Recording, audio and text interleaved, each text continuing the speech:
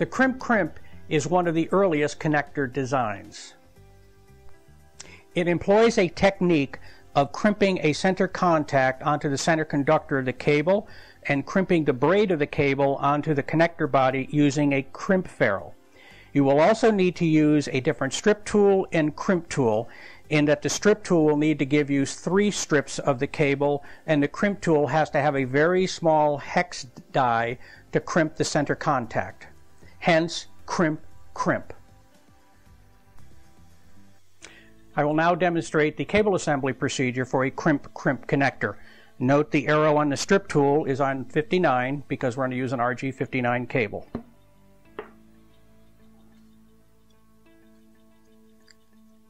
First, you strip the cable. That strip tool gives you 5/16 of braid and 3/32 of an inch of dielectric exposed, which is the proper strip dimensions for a Crimp-Crimp termination. Then you cut the center conductor off on an angle at 3/16. You take the center contact, put the center conductor inside, take your crimp tool, nest it in the center contact hex,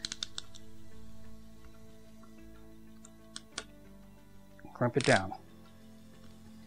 Take your crimp ferrule, slide it back over the cable, fold the braid back,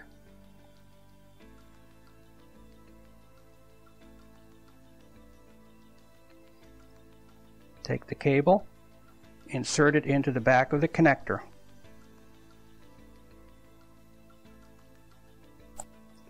You will notice that there is an audible and substantial click of the contact nesting into position into the insulator of the connector.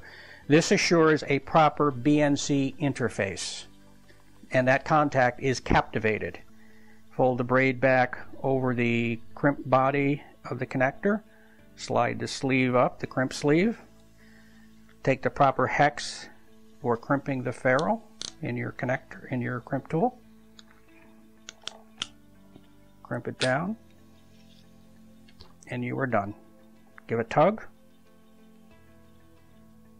and you are finished.